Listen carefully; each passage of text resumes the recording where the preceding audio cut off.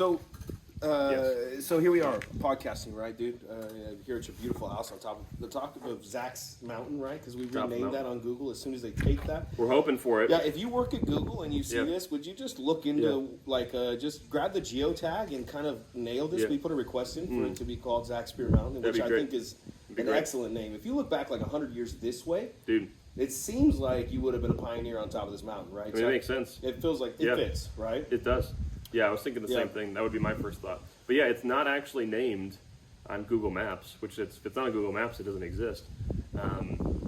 So your son, David's son, came to the house one day and he literally submitted on his own accord. No one asked him. He literally submitted for this mountain to be called Zach Spear Mountain. To Google, which is fantastic. Yeah, because you can go on, if you don't know this, you can go on to Google and then see if something's not named yet. You can send a recommendation to name it. And you tell them why. And you own property here. It does make sense. It's not like it shouldn't be contested, right? I mean, come on now. Yeah, don't contest it. The paper has your name on it.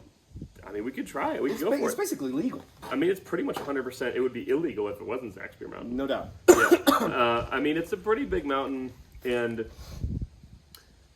there's some, so like the property lines, like right here, like the next one over, is Escondido, and right here is Valley Center. So like literally the next properties are Escondido. So this mountain is going to split.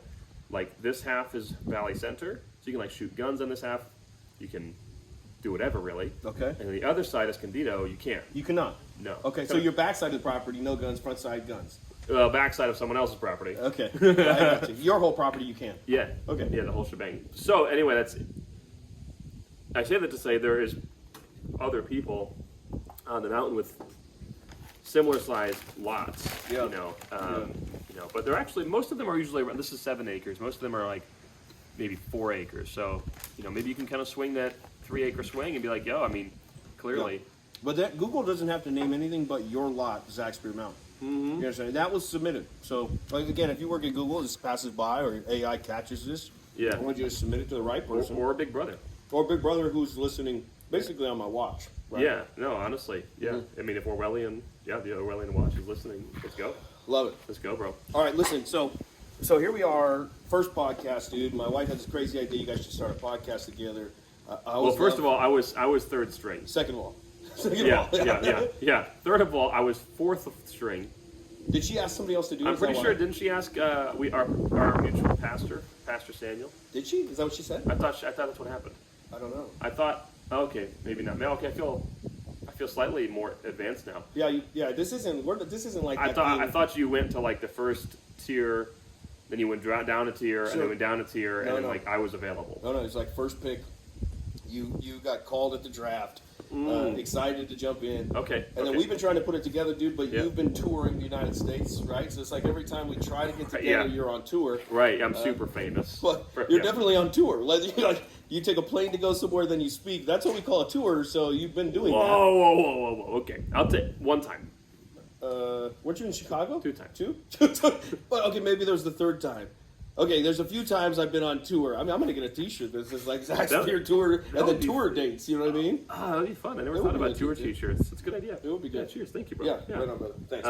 Yeah. Okay, so Cynthia, David's wife, had a brilliant idea. Okay. She basically said, David needs to talk more on podcasts. Somebody needs to interview him. No, it's not what she said. And I was like, I can do that because I want to learn a lot from Dave. That's not what she said. I will do it. That's not what she said. First of all, what she said is, I had a dream that you guys started a podcast, and then before she could say anything else, Zach said, I'm in.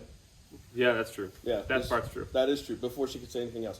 And so, here we are at your house, right? And then I have heard your story, right, in pieces, and it's fascinating, right? So, if we're going to do our first podcast, dude, I've listened to your story. And there's things that ring in my head that were like pins in the story, dude. Like the gas station part of your story. Oh, that's good. I'm gonna need a shotgun for that. The peanut butter and jelly part of your story that your wife tells. Oh yeah. Right?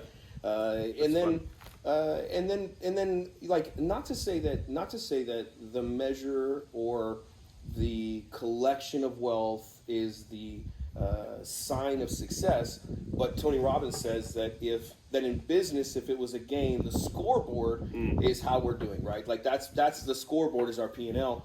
and you guys have had a measure of success relatively quickly from a lot of years of revving up, a lot of hard work. Like it seems like from your story, a lot of education, dude, to get to a place where you guys you have a hit, right? Because you tell the story like I just heard some of that. I don't want to take some of that away, but I do think that there's a lot of people that can be really inspired by your story. Because I love how you guys stay connected to the beginning. A lot of people tell their success story from the success, and every time you guys tell your success story, you tell your success story through the climb. And listen, most of the population of the world is not sitting in that 1%. That's why they call it the 1%ers. Then there's a 1% of the 1%ers, right? But most of the population is trying to figure out, like, they're stuck somewhere, and they need the story of inspiration, and I think you carry it. So maybe you could just start wherever you'd like to start in the story, because you guys have such a fascinating story, and just rev in your story, dude. Ashley had one instruction for me before I agreed to do the podcast, which I agreed before I asked, but before I agreed to like really do it. And she said, the only thing you're allowed, the only way that you can do it is if you don't let David ask all the questions and you make sure he talks more than you. So far we're off to a bad start. That's not true, because so far I've been talking more than you. Yeah, but it was a long question. And so she's gonna be mad at me. So I'll do it, but only if we can. I'll acquiesce only if we can reverse. Okay, reverse that's it. fine. Okay, that's fair. Yeah, that's fair. Okay, cool. Because similar, I don't, I can say it, I can say it shorter. But David's amazing, and we need to hear your story. Great. Yeah, we'll okay, hear cool. each other's story, right? We'll hear each other's story. Yeah. That'd be fantastic. But I do think you have a fascinating story, dude, and a lot of people will be interested to hear, because I think that your story is relatable and can inspire people. So you can tell any part of the story you'd like to tell. Yeah, I'll start at my birth. I'm just kidding. Yeah. Oh gosh. It's horrible.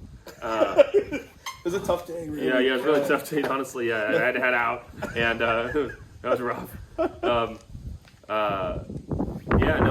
grew up in pastor's kid, which was awesome. A lot of pastor's kids, I think, you probably know, but like pastor's kids are usually, the stereotype is either they're really goody two shoes or they're like totally psychos. Sure. I was kind of in the middle, which I'm happy about.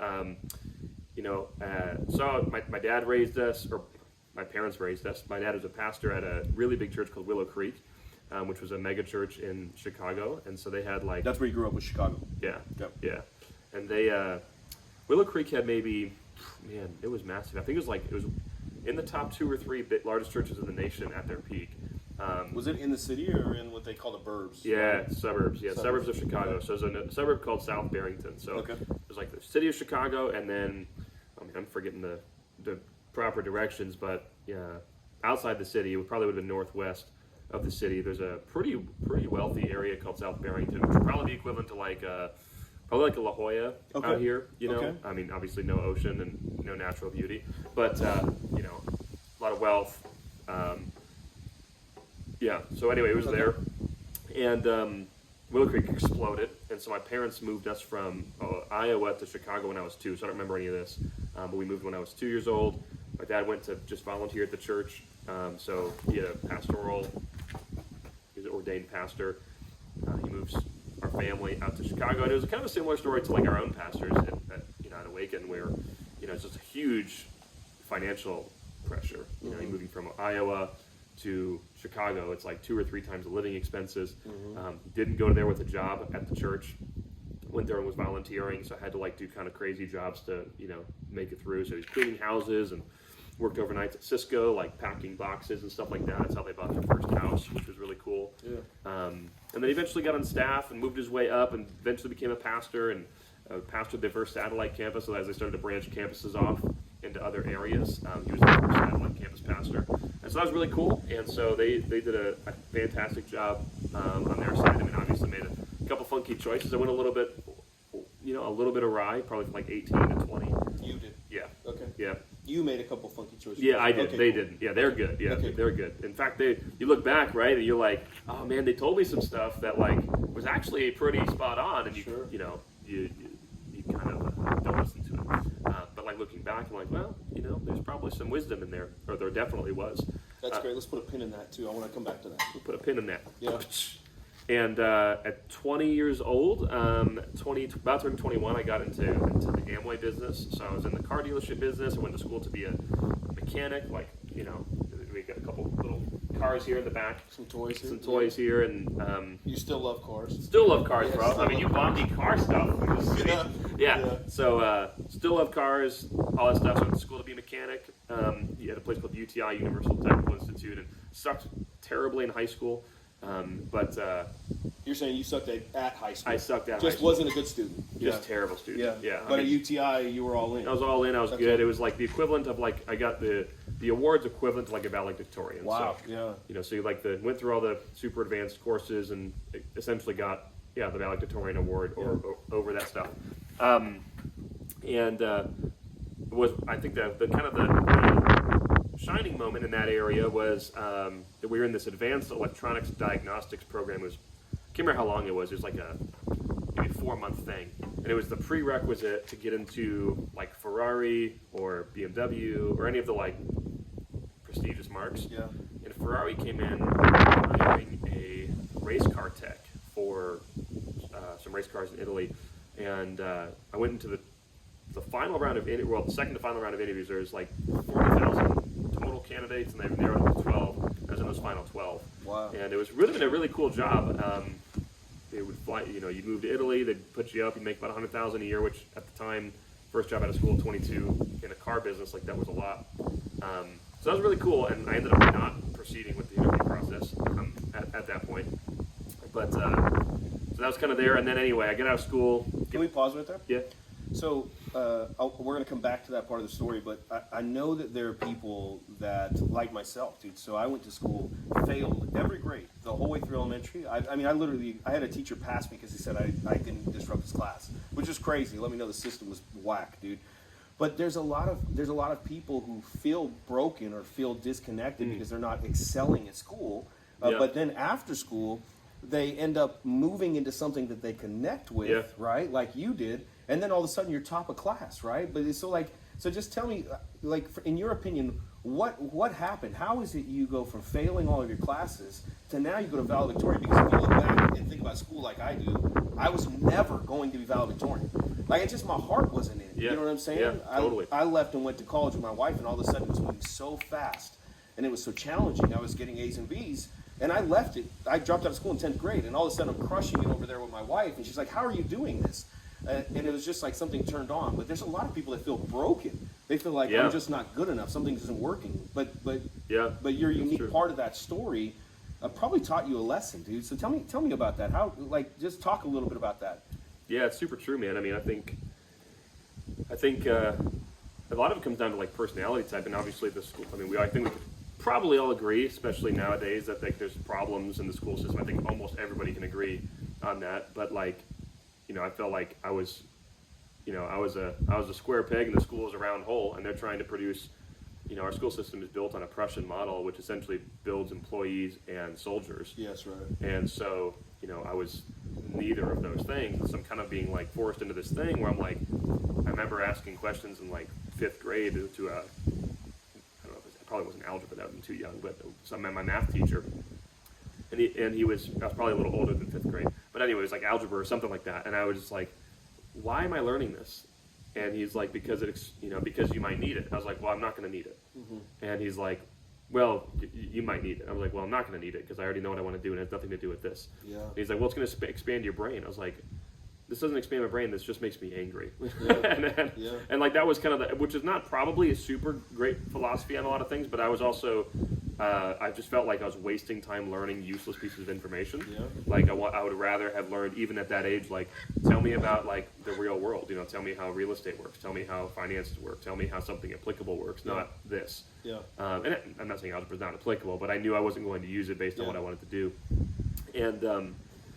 And so I just felt like there was nothing to apply anything to. I was like, this is dumb. This is like, I literally feel like I'm getting filed like cattle in between the hallways of the school. There's bells ringing, like telling me where to go and what to do. And I kind of felt like I felt like a sheeple, like really young. Yeah. And I also didn't feel like there was a place that I could tie the outcome to. So when I got to trade school, I was already feeling 2 doing the weird thing because everyone's supposed to go to 4-year school, go to real college. But still, I was already like, man, well, like, what's the purpose? It's just to get a piece of paper that says bachelor's or associates when I don't really care. So when I got to the trade school, it was just like something that I cared about and liked. And I think just like a lot of people, I think most people are genuinely pretty smart. It's just like they might condition themselves to not be. But like I was pretty smart. Like I passed through all of high school, just kind of like peg-legging it. But like when I got to something that was really passionate to me, I mean, it was easy to focus. It's easy to give it your all. But yeah, I do think there's I actually really love that there's more emphasis on people going homeschool. Yeah. I love there's an emphasis on like tailoring to each kid, because I think the future, not to get like all deep super fast, but I think the future of America and, holding on to capitalism is not putting kids through, basically like teaching them to essentially shut up and follow orders, and do things that don't make sense. Yeah. So you knew early on you were trying to break out of the matrix, really. Yeah. Right? But something was wrong. Didn't have language for it. Yeah. But yeah, and my parents were really good about it too, which was really great. Like they were not my mom was wired up similar to me too, so she probably isn't as like buck the system as me, but they never stifled that. They were just like, hey, the kids are different, Yeah. So they kind of allowed me like fan the flame and kind of helped me get through school, just to kind of like get me through almost in a way. I think there's probably millions, honestly, dude, of kids that feel disenfranchised. Yeah. They can recognize that the system is not serving them well. Yeah. But they feel like they're losing inside of that. What would you say? What would you say, knowing your story? Mine is the same, dude. So what would you say right now to somebody that's sitting out there that feels like people have told them they weren't going to be anything because they couldn't figure out how to be an employee, which is exactly what you're saying. Like, how do we fold you into the model and start marching to the same drum? What would you say to them? If you were looking at the camera, you got a chance right now to give a message to somebody that really this could change their life, but they're feeling disconnected and disenfranchised. What would you say to them? Have you ever heard a statement? I think Robert Kiyosaki said it, but it's A students work for C students and B students work for the government. You ever heard that? No. I think that's the coolest way anyone's ever put it, like so succinctly. Yeah. But when I heard that for the first time, I was probably, I was like late teens, early 20s, and I think A students work for C students and B students work for the government. And, like total fail, like completely failing, like, maybe there's something there. But like, a C student, someone's barely making it through. Even a failing student, honestly. But the reality is, like, the people that I feel like the people that love the system, like they're the ones that change everything. They're the ones that change the world. And like everyone that follows the orders, like I'm an employer now, and most of our roles, not all of them, but most of our roles, it's better for me to have people that aren't entrepreneurial. And so if you're someone that is feeling disenfranchised with like the mold, the cattle mold, the like boom boom boom, the school system, or not fitting into the square peg, I would say you're probably one of the leaders, one of the entrepreneurs, one of the inventors of society. You are not one of the followers of society, which we need them both. Like, no doubt. I used to kind of poop on, the followers of society and being like, everyone's supposed to be, a game changer, rule breaker, entrepreneur, and whatever. And I don't believe that anymore. I don't either. I think some of us just literally aren't wired that way. Yep. And also, if we all were, we have a very interesting, world. Everybody was a boss. Everyone's a boss, yeah. And so, like, we need people that don't have that makeup. And thankfully, like, 99% of people don't. Yep. But there's really not a good mechanism that, like, funnels people like you and me, or you, if you're related to that, to, like, almost, like, grab you and be like, okay, this person doesn't think like this. Like, let's make sure that they know, like, how to, like, cultivate this fire. Yeah. So I'd just say, I would encourage you to, it's okay if you stick through it, but don't feel disenfranchised. And you probably are a leader of society. You probably are like a Steve Jobs type or an Elon Musk type, or even if you're never a multi-billionaire, if you're structured like them, you're going to be the one that history books are, writing about. Not necessarily saying that we'll be in history books, but you're the ones that are the leaders, right? Yeah. And so I almost market it. I market it as a good thing. Yeah. You know, if I see a kid now, he's like, you know, in that way, it's like, you almost want to like pull him aside and be like, hey, dude, like I get it. Yeah. But like you're the powerful one, honestly. Yeah. I love in Willy Wonka. He says, if I'm quoting it correct, if I remember correctly, he said, "We're the rainmakers. We're the dreamers of dreams." Right? And I think if that's you, and you're feeling like you said disenfranchised, the only advice I would give backwards, having walked this out myself, is that I wish I had discipline. So I had creativity, right? I had dreams that were so big that I knew that they needed to happen fast and big. But I do realize now, like what I've realized from being a creative and a dreamer to now is that in order to execute, you have to have discipline. And I wish that somebody early on would have mentored me in that, so I could say, hey, I know that schoolwork sucks. What I tell my kids is I say, your grades have nothing to do. Like, I don't care if you get an A. The only thing it tells me is your level of execution. Your grades are actually a graph on execution, not on intelligence. Like, I just want to know, are you executing at the highest level? Because when you leave as an executor, your dreaming will be so much easier if you can execute, right? So that's awesome. That's the one challenge I would say is if you're like, I don't need school, I'm not going to say that you have to have school. I will tell you that education is always going to help. Knowledge is very powerful and you'll need it. But if you don't have discipline, you're not going to be able to acquire knowledge. So buckle down wherever you're at, realize you're different, but look at school as I've got to begin to execute at a higher level. Steve Jobs, Elon Musk, all of those people have the highest level of execution. So if you're going to get there, say, okay, I'm different, I'm wired different, I need to exercise execution, not sit down and focus on homework so everybody thinks I'm smart because I'm getting A's and B's. I just need to execute. Right? Yeah. Just do the work. Just start disciplining yourself. Say, okay, I'm only doing the work because I know that in order to change the world and be a game changer, a world changer, I'm going to have to be able to execute. Otherwise, you'll just be a dreamer sleeping on somebody's couch.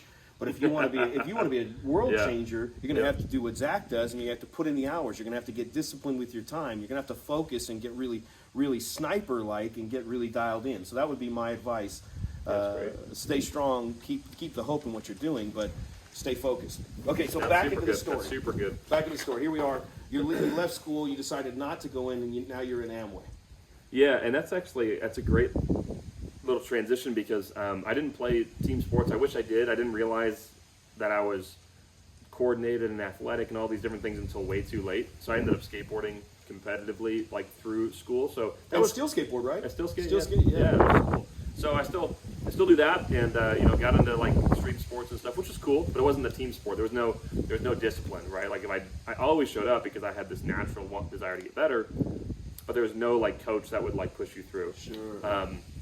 And so I do think there's this huge value in sports and stuff like that, and I do wish that I did that and I would have got the teamwork stuff down earlier, just like you were saying, the discipline down of showing up and doing hard practices even when you really didn't feel like it. Because in skating, you can just, I was always one that was pushing hard, but when you have a bunch of people that are not, it's easy to let yourself off the hook earlier. But I get into Amway, and I got my upline, so the guy way above me was a guy named Mark, and he was relatively successful, for his age and his time in the Amway business at the time. But even more than that is he was like an amazing, just godly mentor. I mean, the dude was 27 when I met him. I was about to turn 21. He's about 7 years older, and he just had it really dialed, honestly. Like, he was married, with a great relationship. He had at the time he had a corporate job for like 6 months, and then he ended up quitting that and being full time in Amway. And he was making pretty good money overall, like with everything combined. But he just had such a good relationship with God, a great relationship with his wife. Because of the nature of the Amway business, he was like leading a team of about 100 and something people at that time, and so I just saw like communication skills, leadership, all this stuff. And then, anyway, for the next handful of years, the way that we would have to grow the business back then is friends and family, of course. But once you run out of your friends and family, you got to go meet new people. Mm-hmm. So if you guys don't know how, by the way, if like Amway or MLM, multi-level marketing works, essentially it's I sell Dave a product, he makes a commission. I make a commission, and then I say, hey, Dave, you want to do this, right, with me? You go learn how to sell products, and then you make a commission, but I get an override. And you just get a bunch of people to do that, and you get a bunch of overrides, and the idea is you get leveraged income or residual income if the team gets big enough. So that's the whole idea. So you always start with friends and family, trying to get them to do stuff. And when you run out of them, you have to go get more people. Well, the way that they expand the business that you're taught is you go just meet people, like out in the world. So you hear the coyotes. So I would go and drive around to gas stations about 7 days, in Chicago. Yeah, 7 days a week in Chicago. I had my little routes. I like you said about, and then you went to 7. Yeah. As if there was going to be another day. Yeah, it's funny. Yeah, it's like about almost every day. It was really, really, it was intense. I mean, I didn't take a day off in almost 5 years. Yeah, for years you told me. Yeah. Years. That was it. Full-time grind. Yeah, full-time grind, like 7 days a week. I remember there was 3 years, like 3 years in, I remember because the whole thing was if you're gonna do it, you gotta put in the work, right? And so I would have to go make 10 contacts a night. That was the thing. And if you did that, and no one did it, of course, like besides I did, you did it. You were grinding for 10 a night? I did it. Yeah, wow. I actually did it, yeah. So you were working the process at the time? Oh, I was really working the process. Like, no BS. All bought in. All bought in. It wasn't, yeah. There's zero, everything they told us to do, I did it. You did it, yeah. Like, without question, no one was watching, no one was asking for report cards, but it's like, I wanted the result, I didn't care about the accolades. Sure. So I was like, okay, if this is what it takes, I'll do that. And, I knew that I was young, I needed to develop skills, I needed to develop discipline, and so I just did it every night. So I did 10 contacts a night. So basically the schedule was full-time job from, 6:30 or 7 in the morning to like 3:30 or 4 in the afternoon, and then I'd go cold contact people at gas stations. I'd pull up to the gas station. I would have this piece of cardboard that I would have, and I would pull the gas station, open up the gas door. I'd get the gas pump out of the thing. I'd take the cardboard and shove it up the gas pump, because if the gas pump is open or like down, but it's not pumping gas, it'll start to beep after a few minutes. So I shoved the thing up, so I made it feel like it was closed, but it was actually open, so I didn't have to pump new gas.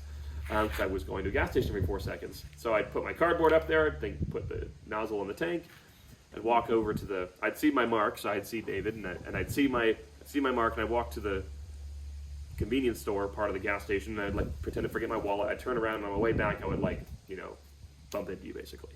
Right? Like, oh, dude, is that a Tacoma? And we'd have a conversation, right? I'd do that until I had 10 contacts for the night. So 10, meaning a contact meant I either got your business card, we exchanged phone numbers, or I literally asked you the question, are you keeping your options open for other sources of income? That was the definition of a contact. I love how you called it a mark, right? Like same as a hitman. Like, oh, for sure. Still using that language. Yeah. The mark. Yeah. No, business is great now. This bark on my neck is bothering me, but everything else is fine. And so that was cool. So I did all that, and anyway, I tell that part of the story only to echo what you said with discipline, which was, no one was beating the whip on me, forcing me to do these 10 contacts, but I knew there was zero chance. I mean, at the time that's not true. I fully believed in the business model at the time. And I knew there was no chance that I could get the results that I wanted if I didn't do exactly what was prescribed or more than that. So no one was telling me to get up and do the 10 every night, but I had to do it, right? And so I remember there's a few funny instances that just kind of illustrate what I had to go through growth-wise. But I remember one time I went home, I had 8, and I went home and I was laying in bed. It was like my first and a half year in Amway. I was laying in bed. It was 2 in the morning, and I remember it was like 2 in the morning, and I was looking at my phone. I had 8 contacts for the night, and I could not fall asleep. I just couldn't go to bed. I was like, dude, I'm literally letting my future family down. I'm letting totally over dramatizing it, but I was I'm letting my future family down. I'm letting down my kid that I don't have yet, or my wife. I'm letting them down. My wife's gonna have to work a job forever, and she might not want to. My kid's gonna grow up without a present father, and it was haunting me. That sounds like a tough night, bro. God. I know. So literally, I got up out of bed at 2 in the morning, put my clothes back on, and drove to a gas station and just waited there. And so, to get 2 more contacts. To get 2 more, baby. I gotta finish my job to finish the job. So I got one. It was they're both throwaways, clearly. Yeah. But I got one, got him, and then I went and got the gas station 10 minutes inside. And also, by the way, dude, if the guy's walking up to me at 2 o'clock in the morning and wants to know if my options for income are still open, dude, I had a few of those. Yeah, I had what Mark used to call it my Express Rainbow Cap. Yeah, no, that's a good idea. I should have had. Yeah, that'd be great. I'm not as good looking as Jason, but yeah. So I have a question for you, because I've heard the story before, and you've probably told this story many times, because I feel like I'm taking a similar path. And you know, sometimes when you read the Bible, and we're reading it, it doesn't change. You read the Bible? I've done it before, believe it or not. That's correct. Yeah. It doesn't change. So the language is the same. So you read it, you read it, you read it, you read it, and there's this topical thing happening. And then one day your brain asks, what the frick were they thinking in that moment? Yeah. And you start to enter the story and wonder what else was going on. Obviously, it's not like a movie. There's other things at play. There's other people's lives interacting. Yeah. There's things that they were thinking that weren't written down. So because of the path that we're taking here on the conversation, I'm curious. So you fails through school. You end up becoming top of class and almost working for Ferrari, right, dude? Like, you were there and decide I'm going to exit. And then you're taking business cards at 2 a.m. in the morning trying to sell people in Amway relentlessly. So you go from it's not working, right? I don't understand where my place is, to I know exactly where my place is because I've seen my gifts and my talents, and they've nearly planted me at Ferrari, right? Which is like basically seeing, for people that do that, I mean, you basically touched the top and rang the bell. You know what I'm saying? And now you're at gas stations, so stuffing cardboard into pumps. I gotta know. You gotta let me into the story here. What else is happening there? Because now it's obviously, you said, I'm not nailing it. It's not feeling like it's winning. I'm letting my future family down. But I'm sort of just working the process and hoping that it's going to work. But you, like I said, you rung the bell. It's like hitting Everest, and I did it and then left, which is not abnormal for somebody. For a high intellectual individual to go into that space, accomplish and conquer, and then move on to the next challenge. But that had to have been those moments that you were like, wait, I should have gone to Ferrari. I should have. Tell me about that. Tell me about where your head was at a little bit during that time. That's a great question. And by the way, that's a super good. Yeah, you touched on like this super legit like business lesson that I teach people later on about. Like taking the desire of a highly intellectual person to ring the bell and move on, and actually stifling that and using compound interest in your favor.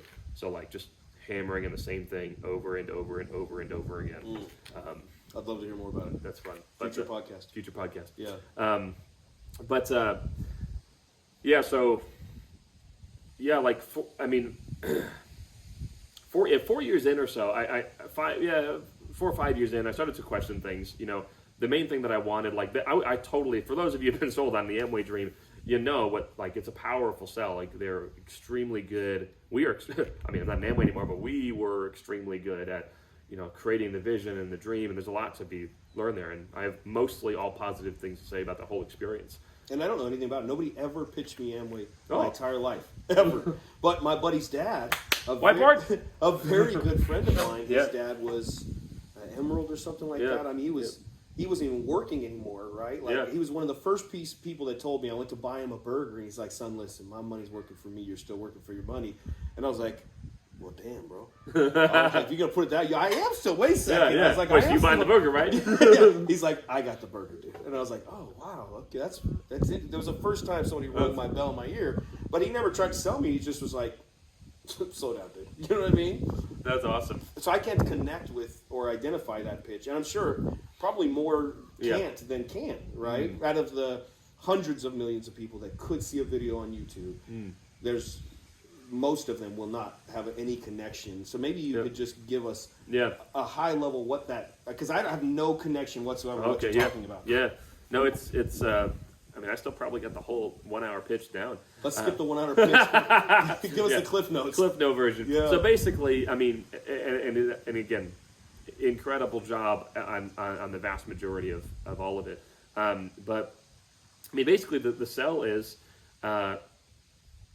just imagine a multi-layered exploded version of kind of what I described. So, you know, you can build lifelong residual income or a long-term cash flow asset if you have 1,000 people on your team all selling products and making a commission, and then an override is going up. I'm simplifying the language, obviously. You can create, you know, 100,000, 200,000, 300,000 a year, maybe $1 million a year of residual income that you don't necessarily need to work at all for. Yeah. And so that's the tangible. But then they did a fantastic job of roping in all the emotional sides of what that what that means. And then also the negative sides of what it means if you didn't accomplish it. So the positive would be, you get to raise your kids at home. You don't have to leave for a job every day and put them in daycare, watch your kids grow up through picture frames. Your wife doesn't have to work for another man if she's not, being bossed around. She's a totally different woman, right? You personally don't obviously have to, ask for PTO or ask if I can go to the bathroom. Basically not have a job, right? And kind of own your own life. And so that's the positive side of the dream. And the negative side of the dream is all the opposite stuff, right? I mean, you basically, do you really want to watch your kids grow up through picture frames? Mm-hmm. Do you want to see your wife in the morning for 30 minutes in the morning and see her for an hour, after you put the kids to bed, before you go to bed and you're half dead because you're so exhausted? Is that the way that you want to live? Well, no. Well, this is your only way out. And so, you get really hooked into the dream, and which that's true too, because my buddy's dad, yeah, he was doing 6 something on his residual, 600 something grand a year, and the way that they had it worked, his wife receives it when he passed away. Yeah. His kids get that, so he was at a level where they pass that down to the kids when he passes away, right? So they also take care of their people. No, it's honestly, and so just to jump way ahead for a second, so our business. Our business is consulting the network marketing industry. So the industry that Amway's in is called network marketing. We literally consult the representatives in network marketing, both little guys and big guys, and even some companies on building their businesses with more advanced methods like online marketing. So that's what we do. So I'm very pro network marketing. Mm-hmm. I'm negative on certain things, but I'm pro the industry as a whole. And for those that don't know what network marketing is, right?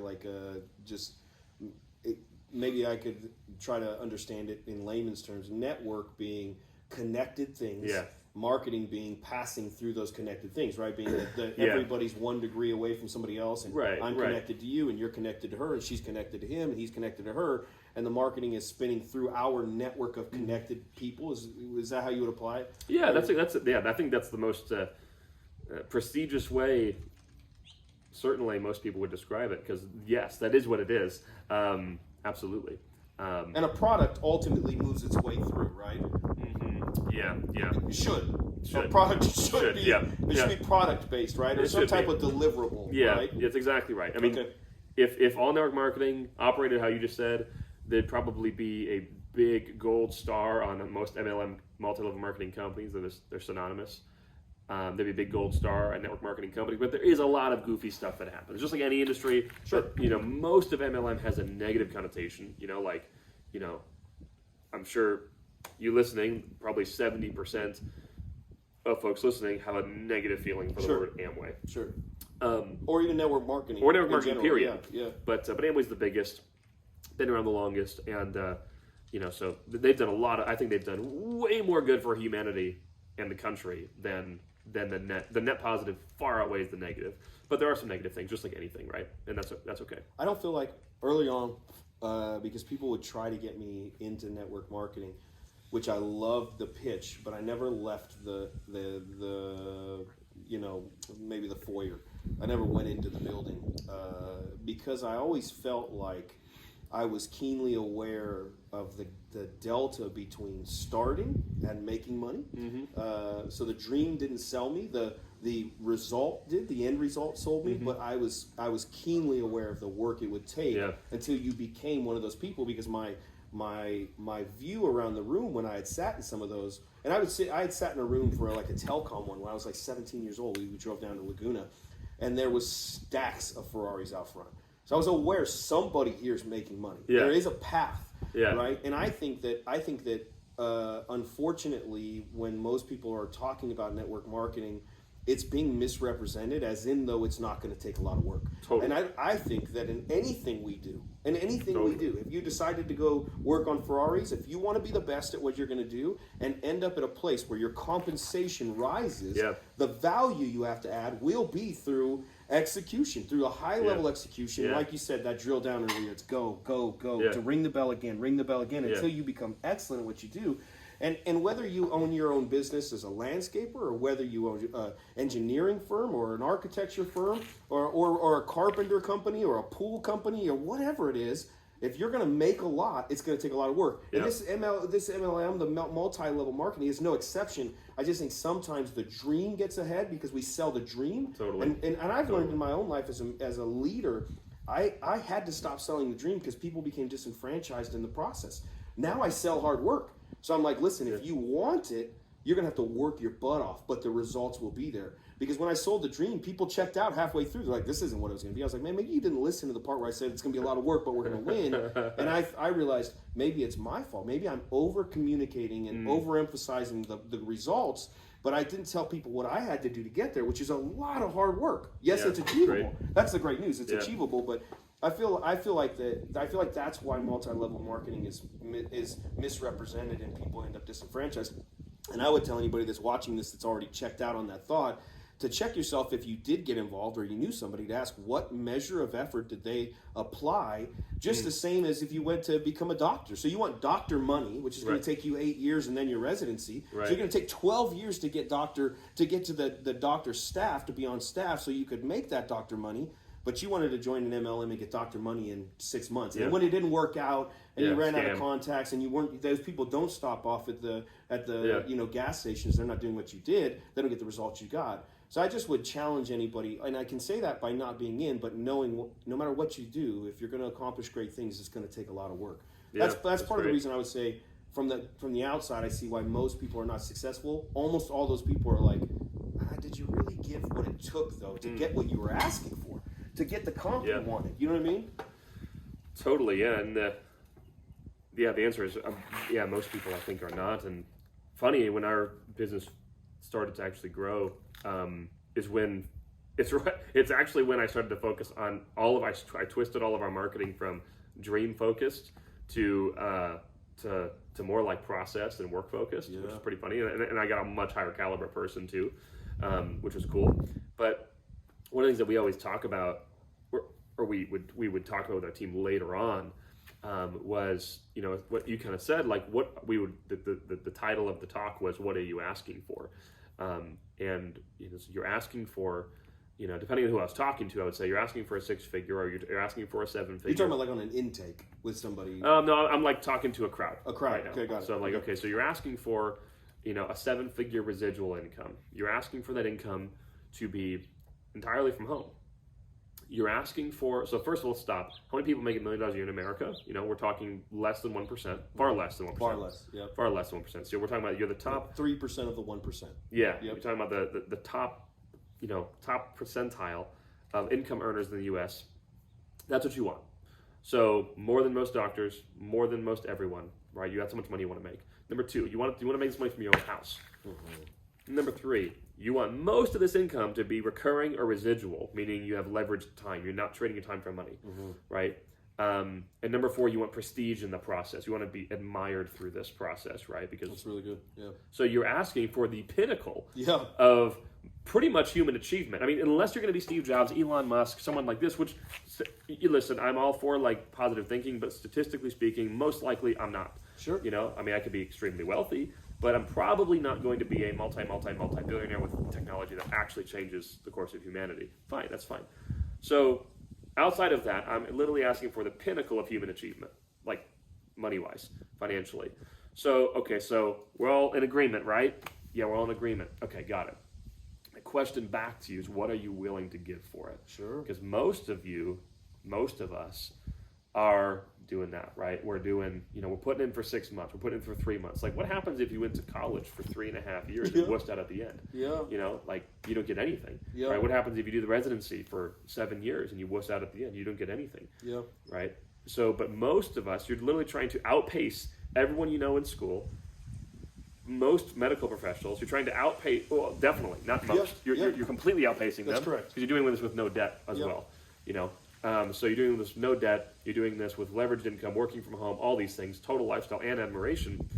And are you willing to do what they did? Because they're going to put in 8 to 12 years. That's right. Crazy effort. They're going to go $1 million in debt. You're going 0 in debt. Yeah. So if you don't, so basically like link the two, right? Yeah. And so I think a lot of folks just don't do that, or they limit them, they limit their own thinking. And there's a guy on stage that told the crowd, I was in the crowd, and he said, what I decided was that if I was going to go to school for 5 years, because most people graduate in 5, if I was going to go to school for 5 years and not question the process, because you can't question it until you get your degree and apply for a job.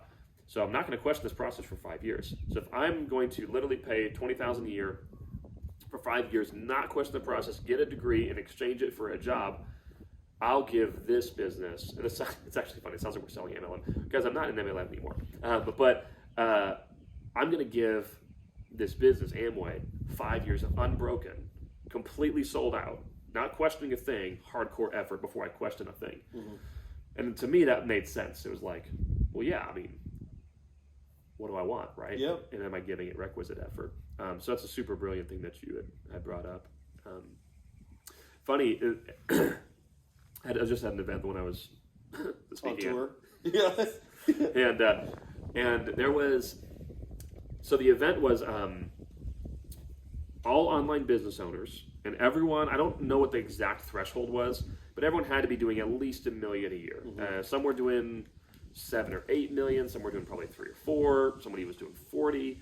So it was pretty high level online business owner people. And multiple of them all got their start in MLM, mm-hmm. Which was kind of cool. Like I knew a few of them did, but like I knew the one guy did, I knew another guy did. He's like 28 years old. He just sold a company for, he has 7 figures in truly passive income through asset investments, and he's like 28 years old. Like he never has to work again in his life. He doesn't want to. And he started an MLM. My other friend who has a great multi-million-dollar online business started an MLM. This other guy that I've never met before in my life, but they're doing $770,000 a month right now. He started an MLM, and so it's like it's not necessarily the place everyone stays their whole life, but I think it teaches so many good principles of discipline, of taking rejection, of like actually like bucking the system if you want to, and like chasing what you really want instead of like chasing what's socially acceptable with society. So like this literally is like the MLM pitch podcast. No. So this is really cool. So earlier you were saying something, and I'll take you through the journey of my thoughts. Now, I only have the story that you've told, right? So I always try to mention this when I'm talking to people when I start to rewind, which is every piece of information that's left your mouth right now was intentional, as if we were watching a movie. If somebody walks by, it's on purpose. I don't mean that you're driving that as intention, but you're handing me the information necessary for me to understand the process, right? And something that you said stuck out to me, and I don't know if you've ever seen it this way. Maybe you have, because you're a very complex thinker too. But so to give you an example, right? A young man comes out of the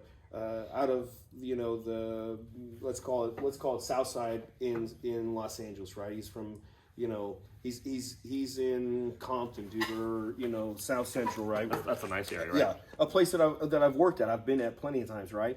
And so a young man passes through that place, dude. Fails through school. He doesn't see a lot in his neighborhood, right? He knows there's more because he's close enough to be down the street from Rodeo Drive. He's seen that there's opportunity for those that can accomplish those things. So he knows that there's more, but he's stuck with the less. And he grows up in a neighborhood where they don't really have the process opportunities or the know-how in order to get there. But he ends up saying, you know what I'm going to do? I'm going to go to the military because I don't know how to break out of the system. So I'm going to go to the military, and then he enlists. But then he decides, you know what? They tell me I can go to school here, so I'm going to go to school. And then he ends up going to West Point, dude. He's a smart kid. He's found a place where he can connect. And they end up sending him to the war school, right, at West Point. So now he's got his master's, dude. He's been to the war school. He's prepared to do X. And then he spends 10, 15, maybe 20 years in the military. And when he leaves the military, he's been wired to think differently, right? Mm-hmm. When I started at the company I'm working at now, they did this thing called the hermeneutics brain scan. I believe that's what it's called. Don't quote me. Hermeneutics brain scan. And I basically took this long... Sounds like fact check. It's this long pressure test. And then they revealed to me, this is the way you think, and this is the way you think under pressure, right? Cool. And I looked at it, and I could relate with exactly what it was saying. Dave, this is how you think, right?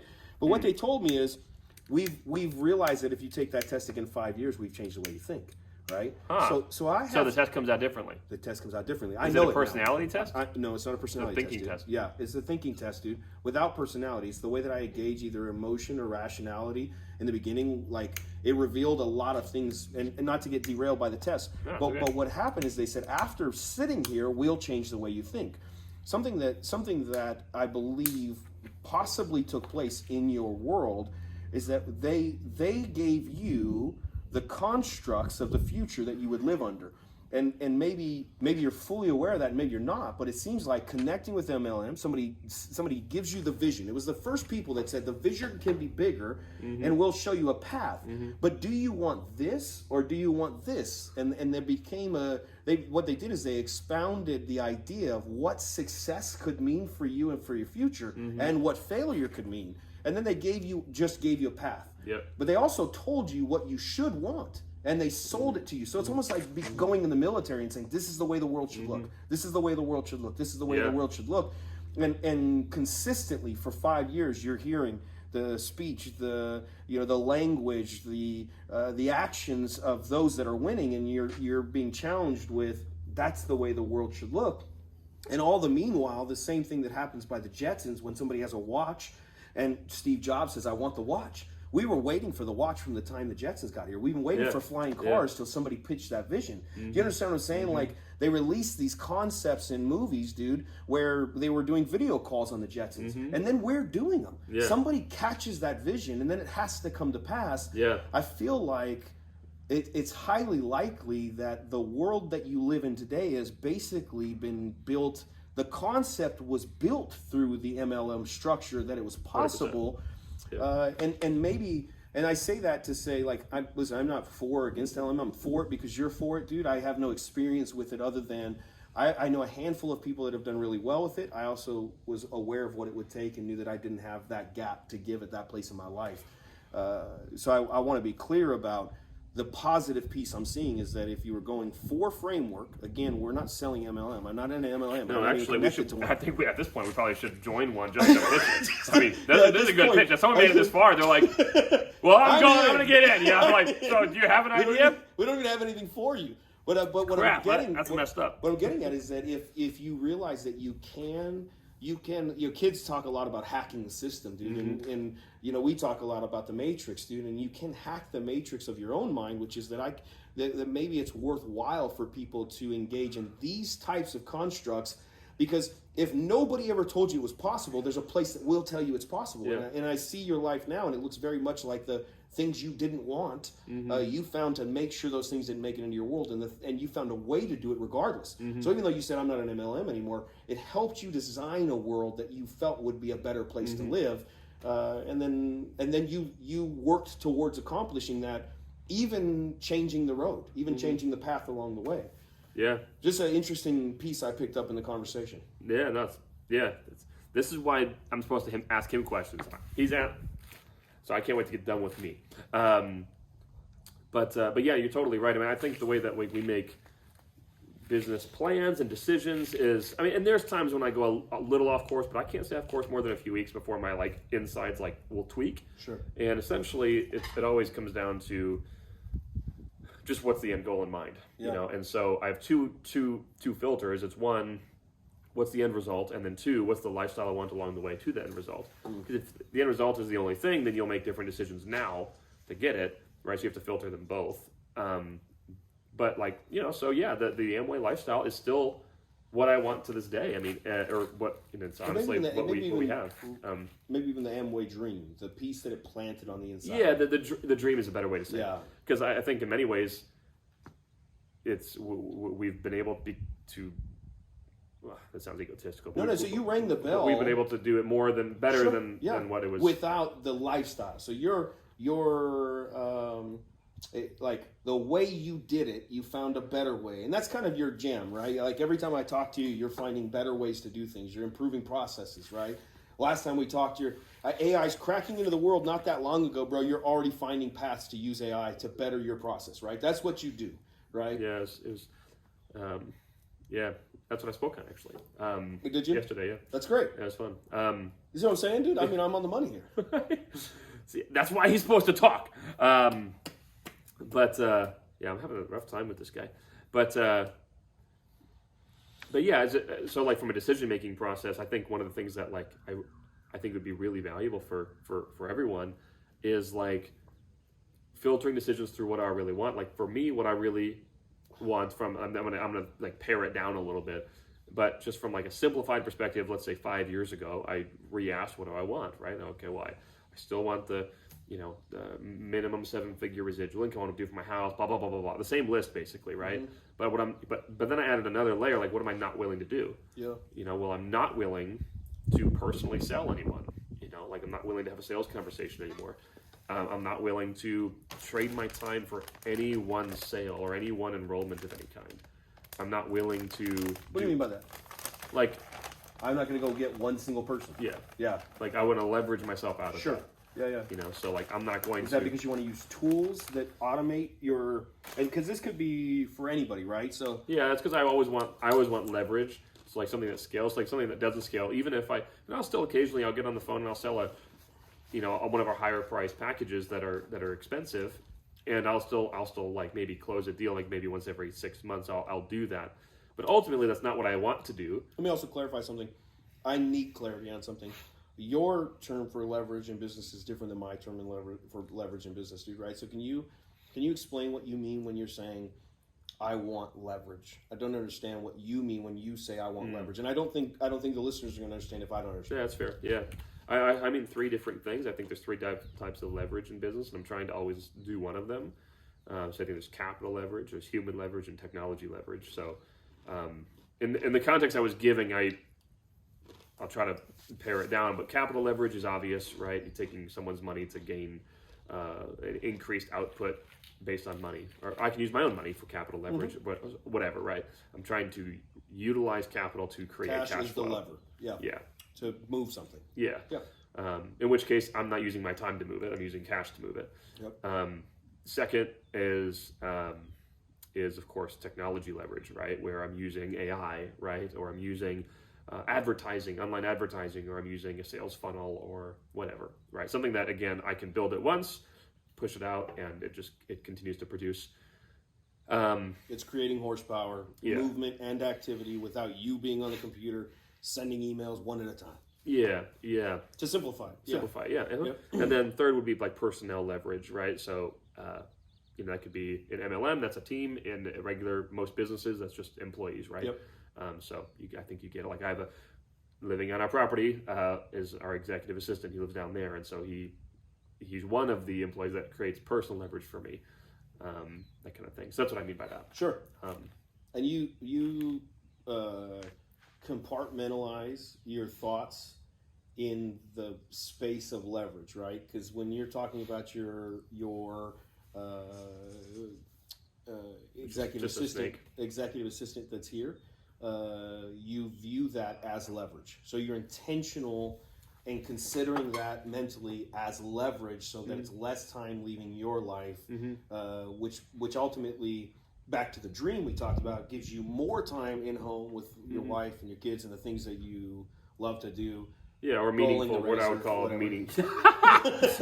Yeah, exactly. Yeah, exactly. Exactly. Yeah. And meaningful work. Like I love to work. I think we're built to work. And so, but I think it's also my duty, my responsibility to do meaningful work. And so like no offense to anyone, but like if you're going to have maximum impact, you in the beginning you got to do everything, right? You got to do everything. You got to take care of the dishes, and you got to wash the floor, and you have to take the trash out, and you got to do the bull crap.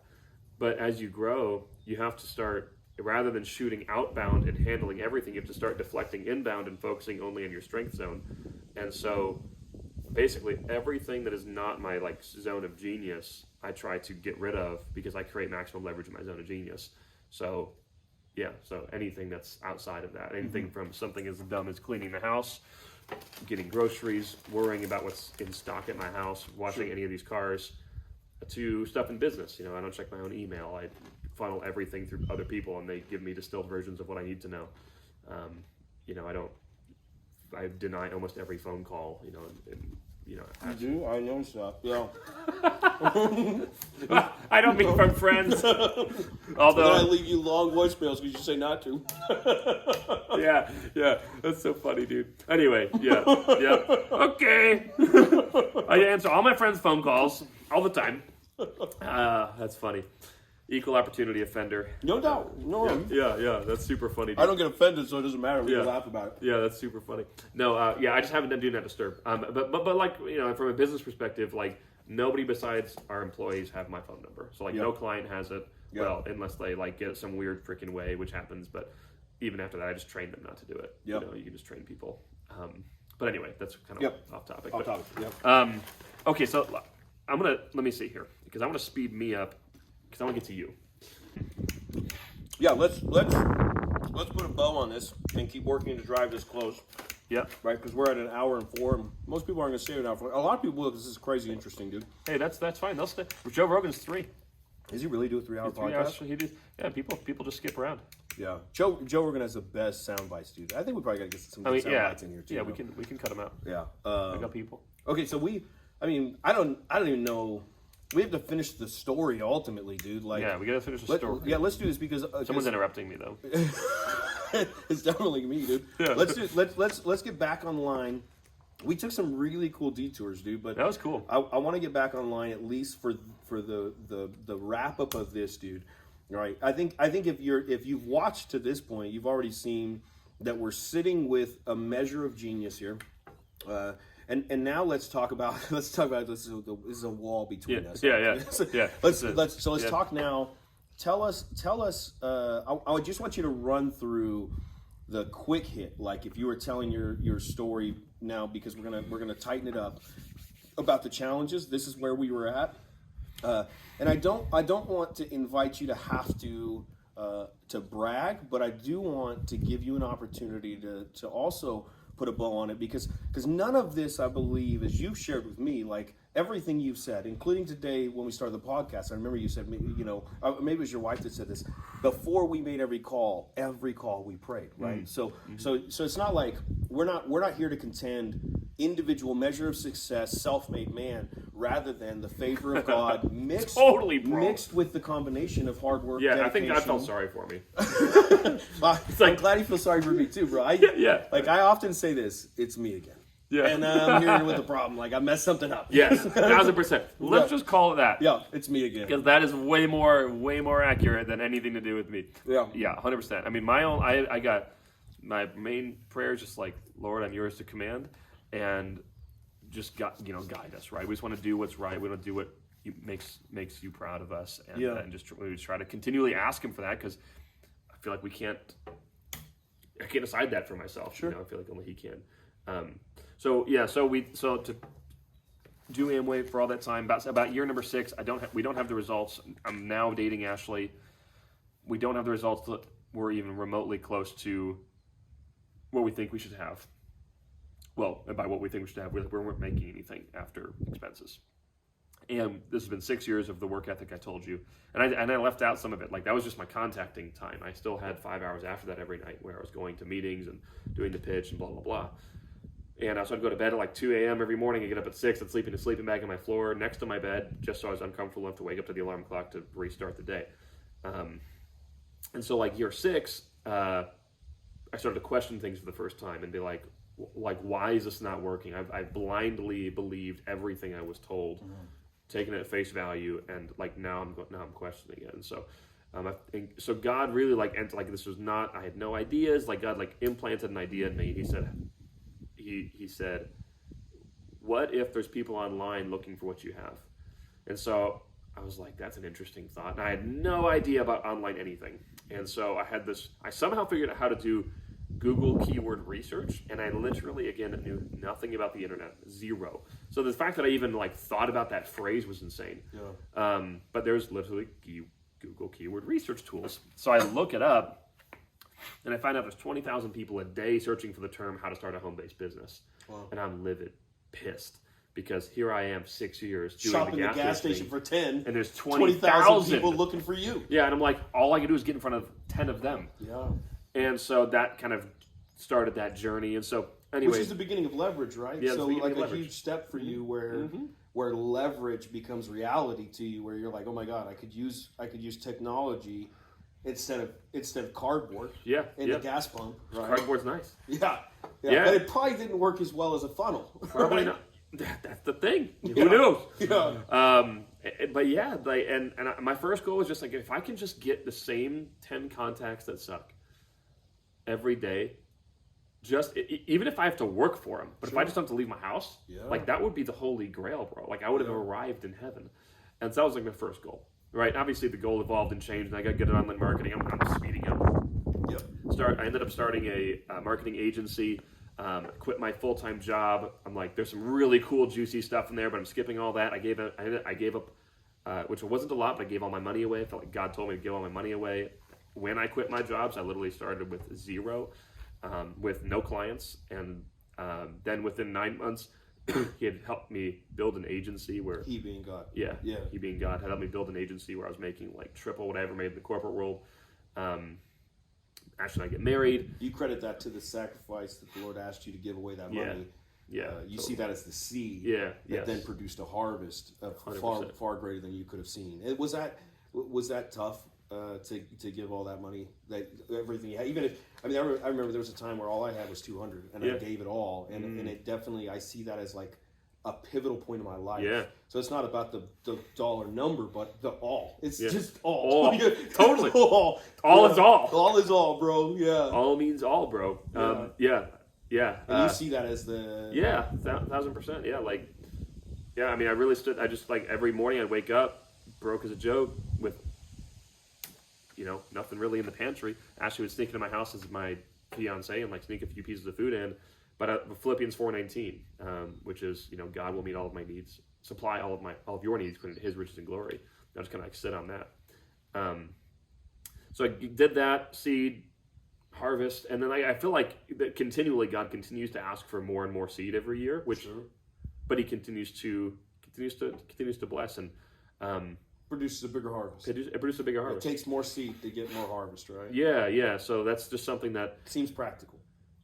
You'd think. Yeah, for sure. Maybe it's still difficult to give more and more, but it does seem practical, right?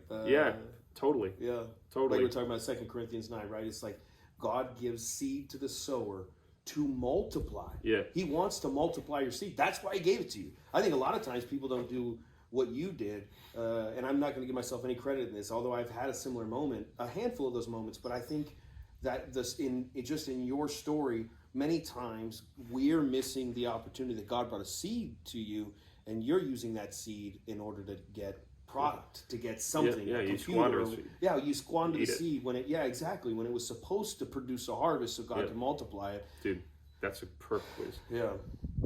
So it multiplies. Yeah, it multiplies. Yeah, that's a great way to say it. We kind of talk about the language I think Ashley uses, like eating the seed. Like, are you going to eat the seed? That's crazy. Yeah, like you can eat it or you can plant it. It's so good. And seed, funny enough, like it has to get buried. It has to go down further before it rises. Yeah. But yeah, so that just compounds, and we ended up doing well with the agency, but we realized we had leverage, but not as much. So we basically shut the agency down and decided to develop our own products. And so we developed our own products that, because products create leverage. Well, you can leverage services out. It's just a longer process. And we wanted the product or the leverage of products. So we kind of restarted again and went through probably a 1.5 year long journey where we were living off of Ashley's job income only. And the business, thankfully, was cash flowing enough to fund itself, so we didn't need to suck out of her pay. But she was funding the family, and the business was funding the business. Sure. And then probably 3 years into that process is when it started to kind of hockey stick, and then God's just been blessing it. And pretty much since then, it's tripled year over year for 5 years almost, which is cool. But then that kind of brings us to today, where essentially it's the consultancy business where we package up our zone of genius, I guess, into different consultancy packages and sell them out to the network marketing niche, all the way up to private coaching clients where we have coaches that do the consulting, and then we have a software company and then an AI company. Well, the AI is kind of part of the software. But yeah, that kind of takes us to the end. So 5 years of harvest, 5 years of rain, 5 years of good, right? Is that what you're telling me? Yeah. That's actually 5 years I would say winning. It was 2019, right around this time, so 4 years. Okay, so 4 years. Tell me how long it was before that. 11. So total 15 years, 11 years. Yeah, 11 was like sowing seed, is like not like a little harvest, like zero. The agency produced some. I'm totally sorry, I forgot about that. The agency did well, but outside of the agency, that was about a 2-year run. There was 11 years, zero harvest at all. Just seeds. And I think the cool thing is this is one of the things that I was taught wrong early on, but here's what I think is right. I think is right is like I sowed seed and Ashley sowed seed in the ground, like both through like actual like tithes and offerings, but also through work, right? Like you get what you sow. Yeah. And so we sowed leadership, we sowed time, we sowed practice to get a skill, and we reaped a harvest in a different field. You know. So we sowed for so long in the field of Amway, and I reaped a harvest over here in this field. Sure. And like there is a tangible link to the skill set. Like, you know, okay, I learned how to sell from stage on Amway, so now I take that and sell from video stage or webinar stage online. So like there's a tangible line to draw, but I think of it more spiritually, like sowed here, harvested here. Which is really cool, by the way, because the architecture of your thought life is complex, but thorough to end, right? So you see the thought to completion. And it reminds me of the word where it says that you will reap where you did not sow. It puts a new meaning on that, right?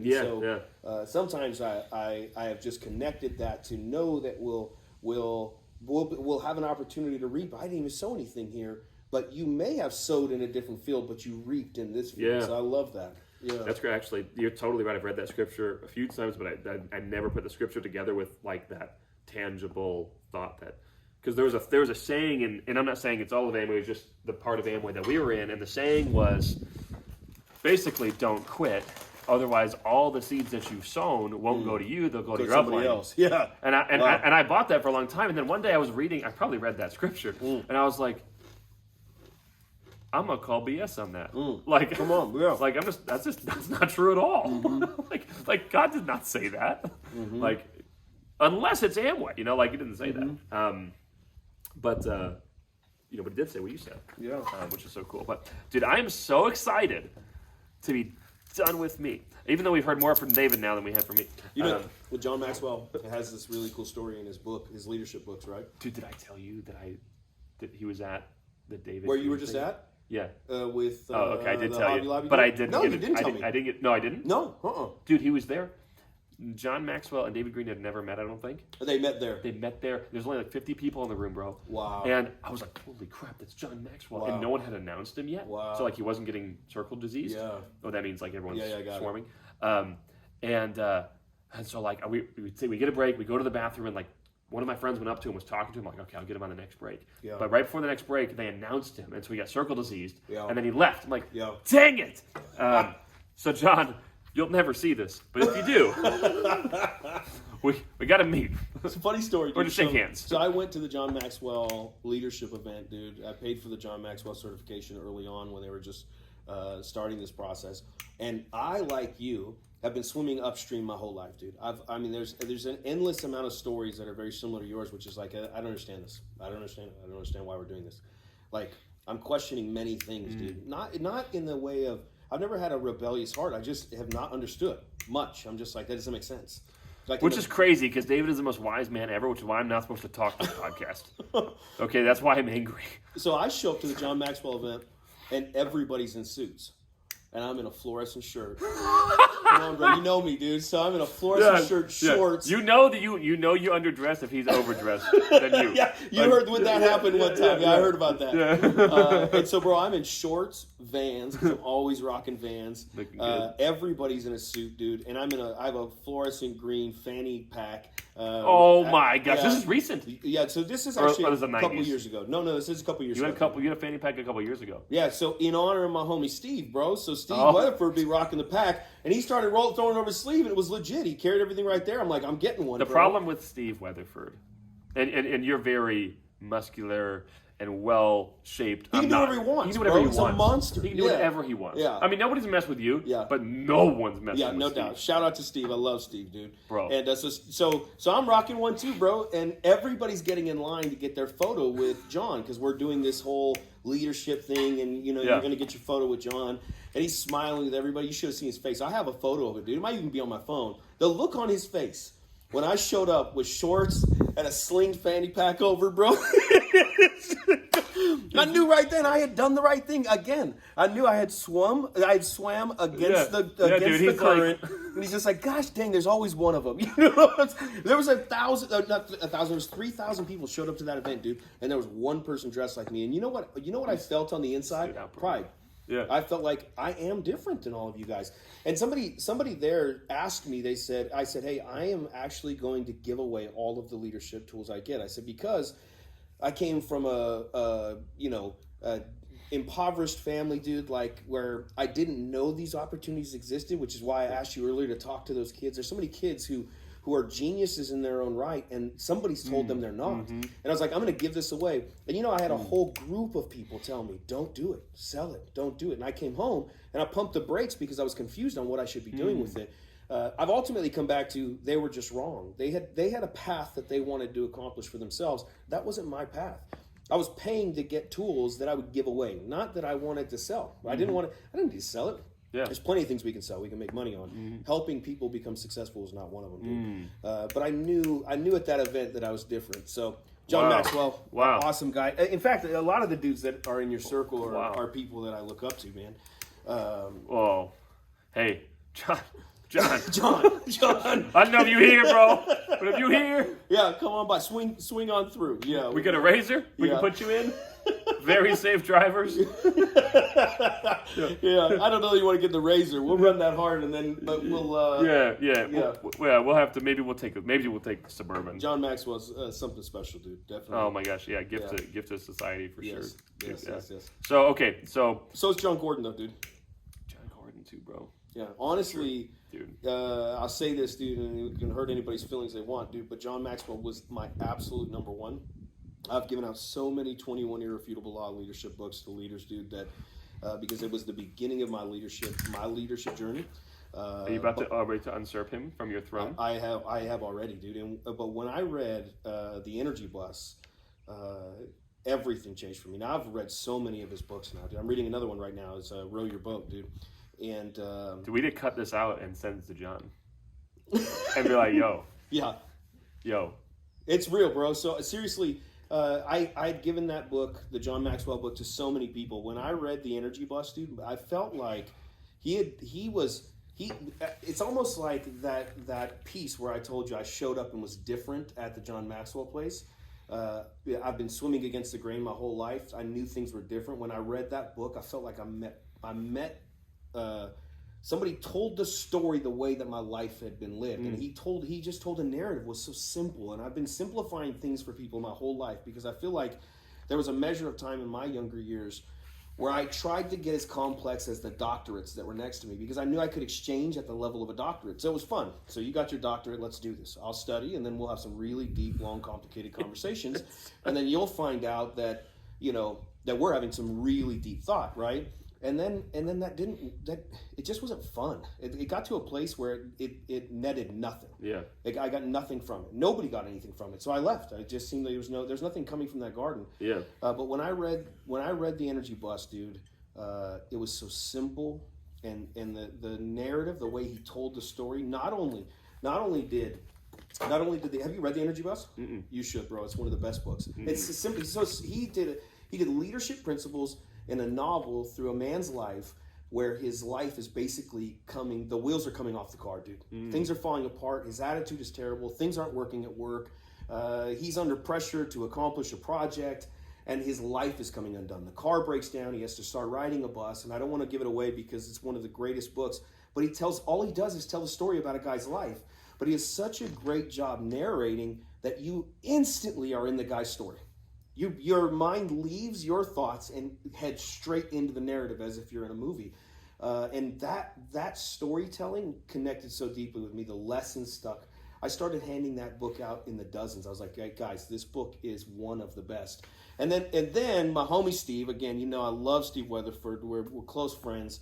Steve told me the story later on about how it impacted his life. And then John and Steve were on a podcast together, and Steve said, man, when we went to the Super Bowl, we had a blow-up Christmas bus that we went and got a bus from Home Depot, one of these blow up toys, and we put people's face that were on the football team. And that whole year we had a bus in the locker room because of the energy bus, dude. Like that book, if you haven't read it, you've got to read it. If you guys haven't read it, you've got to see it. It's one of the most powerful tools in simple form to be able to tell a story that you don't forget. And in fact, it was such a powerful tool that the second I read that book, when I read that book, I had a book. Like that book put a book inside of me, dude. A leadership book. I instantly had the book. Now, I don't have, to date, I've been busy, one, and two, I'm not necessarily a writer, but I instantly had the narrative. I'll tell you offline the story that I got because it's phenomenal. The narrative is phenomenal. It could be a movie, right? And I got it by hearing the way he told stories. So, if he ever watches this, dude, like he's one of those Steve Jobs we talked about. He's one of those what do we call it, savants, right? He may know that, and I would venture to say I've listened to a handful of his podcasts that his humility wouldn't allow him to connect with the savant piece, right? But I think it was Einstein that talked about the goldfish outside of the bowl would never be seen as a genius, right? But in its own environment is an absolute genius. And I would say that that Gordon is a savant level storyteller. That he built such a big story in a simple way that he pulled me into the story. I don't read books often. I read books because I feel like I have to. But when I read his book, I almost didn't put it down. I wanted to stay on the plane when it landed because I was just like, go ahead. I swear to God, bro. Just keep going. I'll get off later. Like, this is just crazy. Hey, where's he headed next? You coming back? Exactly. Run it again. Let's just head back to where we were going. Yeah, dude, I'm fine. I'll go home. Yeah, I finished it in 2 flights, dude, and I don't read books that way. So, anyhow. That's amazing, bro. That is a huge testament to John Gordon. We have a handful of his books. I've got one book. It's actually, I know where they are, but that's awesome. The Garden is what I'm thinking about. The Garden was amazing. I just read The Garden with my boys. Did you read The Garden yet? Like probably half through. Yeah, halfway through. Yeah. Which part of the story yet? I don't even remember. Or it's where the kids are, like, they're probably on their third walk. Yeah. So actually, I don't even know if it's halfway. It's such a small book. Getting lost as to how far I'm in. But it's like the kids are like on their third walk, and they're just starting to realize that the gardener, Mr. Whatever, is like more than he's made out to be. So they're just kind of starting to discover that. Like he's dropped a few. He's hitting them with some nuggets. He's got some nuggets, but like nothing's materialized yet. Yeah. That book also changed the way I think. Literally, like. It's almost like those old switchboards do, where like unplug this, plug it back in, plug it back in. Something he said in there was really powerful that helped me to help my sons when he said in that book that the thoughts are spiritual. They're intangible, right? It's an intangible thing. You know what I mean? It's not material. And so he talks about how the enemy influences your thoughts. And I said, listen, if you forever believe that all those terrible thoughts that are passing through your head, if you believe that's you, that you're the generator, the creator of all those terrible thoughts, it's very easy to feel like you cannot be saved, that you're past salvation, that you're one of the lost ones. But he talks there about the enemy's plan to constantly provide and to seed thoughts of death and destruction and murder and all kinds of these terrible perversion and all the gross things that passes through people's minds. And he says the enemy plants that. If you can see that the enemy's planting thoughts, it really gives you a fighting chance back to say, well, that's not me. Right? Like, those thoughts do come out of nowhere. You know, and that's the part of the book. So I was able to give that to my sons and be like, hey, listen, homie, like, you're going to be all right. That's not you. Read this book with me, because he gives hope to it, and then he shows them how they're able to overcome the thought life, which is such a powerful thing, because we're supposed to take captive those thoughts. But how do you take captive what you believe is you? So he gives you a tool, whether that's right or wrong, dude. Whether we get to heaven and then God goes, yo, those were your thoughts. Thank God there's a tool that actually allowed you to process it. Very similar to some of the tools that you've talked about, thought life tools that you've talked about, constructs that have helped you to build the thing that you've built because you saw it differently. If you could see that you could control your thoughts and take captive those thoughts because they're not yours, that's a very, very powerful tool that allows you to have the advantage up. That's beautiful. We are officially an hour and a half in, and you talked a lot. But we didn't get to talk about your story at all. So the next show, we need to start off immediately with talking about your story. And you can't argue that because... That's fair. Okay, cool. Well, I do have to be honest with you. I'm going to bring a couple extra drinks, but... I feel like because we're basically partners now in this podcast. Right, right. And you brought I bought the phone. drinks, drinks, and something else. The phone. The phone. Yeah. I don't want there to be any secrets between us. Yep. I was talking to Ashley, which if you were listening to the story earlier, Ashley was his girlfriend, then his fiance, which is now his wife, the mother of his children, really the center of his life. That's what. And, it's true. It's the true things. And Ashley told me when we were together, when you were out of town on the tour, that I said my only intent is to come out and interview Zach. Yeah, she said the opposite. She said Zach's only intention is to interview you. Yeah. And I said I think I'm a better interviewer. Yeah, you did. She did. And I said I think I'm a better interviewer. I said I'm a great host. You took control fast. What? Yeah, go back. Yeah, bro. Yeah, pissed. Yeah. Yeah, no. And everybody loves to tell their own story, bro. And I caught you, dude. I know. You got me. But you know what? It was well a done. fantastic story, honestly, dude. Well played, sir. I'll give you the W because that was great W. She did tell me. And you know what's so stupid is I actually knew the game because she told me. I was gonna tell her not to tell you, and I was like, I can't do that. I can't ask her to not tell you because that's not fair. I would never. My wife's gonna tell me, so it's like, don't ask my wife not to tell me something. You know what I mean? I mean, so she did. She did tell you. She did. You knew coming into it. Yeah, and that's why I think something. There must have been some earlier inception plant that happened because my mind was masked when we started. So again, great W. I'm very happy for you. I'm a little annoyed. I will acquiesce next time, dude. But this one. Well, no, I don't. Well, that makes me now. I'm double pissed because now I'm double pissed because I don't even get the pleasure of winning next time. Yeah, there won't be a race next time. Next time I come in and that's fine. Well, that was good. Well, anyway, good place to stop off. But jokes aside, I only really wanted to do this so that I could interview you. For those of you that you don't, well, of course you don't know, most likely, unless you already, unless you're one of the first 10 viewers / listeners that are friends of ours that made it through an hour and 30 minutes because you're just feeling bad. You don't know who David is. He's the wisest man in the whole world, and I'm super excited. So let's do this. So on exit here, maybe this will be our thing. Maybe it won't be our thing, but it'll be our thing today. So give me your favorite quote, dude. Your favorite quote. I thought we were going to pray. The favorite quote. Favorite quote ever in the whole world? Just your favorite quote that you would want to leave people with. Something that you feel like you've anchored to. We can't do the favorite quote every time because then every time would be the same time. Yeah, give me a. We could say a good quote. A good quote you'd want to leave people with. Yeah, we could say a good quote. Good quote. We could do a good quote. That's something that I've been reflecting on recently. Is you. Well, I just had two pop in my head. I'm gonna give two. Do it, yeah. Okay, so one is you can grow easier typically through subtraction, not addition. So paring things down, removing things that are outside out of your 80-20. And then secondly is you don't have to make it. And then this one is actually both of these recently are I took these from Tim Ferriss. The second one is you don't have to make it up the same way that you lost it. That's great. So, as a quick, well, now I'm going to get long again, but as a quick just illustration to that particular one, yeah, I wish you would. You know this, but I love cars. I've been into cars forever, and I was in the car business for a while, and so I'm good at purchasing cars and driving them for a while and selling them, and just basically driving any car I want for free. And at the end of last year, I needed to buy some stuff to erase some taxes.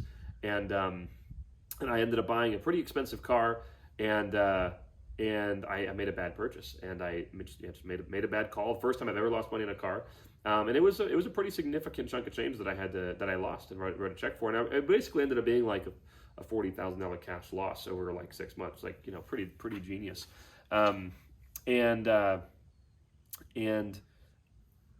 it is what it is, right? And but me we all hate losing, right?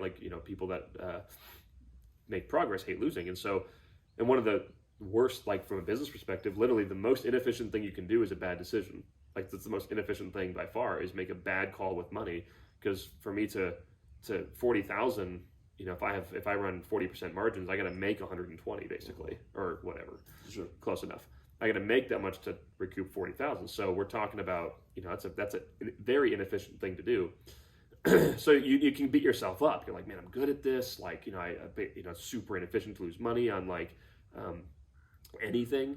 And so the natural thing is to try to like, well, how do I recoup that loss, that investment through the car, right? Well, I could rent it out on Turo. I could send it to car shows. I can do all these different things, right? But like every single time I'd run any sort of pro forma, I'm making like $2,000 a month on the stupid car, $3,000 a month on this car. I'm literally risking a $150,000 car. Mm-hmm. It's getting the crap kicked out of it by renter for $3,000 a month.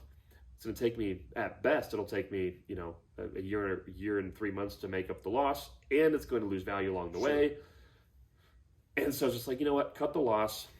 I'll make 40 grand or whatever, 100,000. Much easier, just kill the thing, get rid of it, and focus on where my zone of genius is, which is elsewhere, and I'll just go make it up, right? And I'm just going to get over it. And like, I'll learn the lesson. I wrote it down. I focused on it, how I not ever make this mistake again. Create what I call decision principle or a decision framework to run decisions through so that I would catch this error next time. And then it's like, once you have the lesson, let it go and go cut the loss and make it up elsewhere.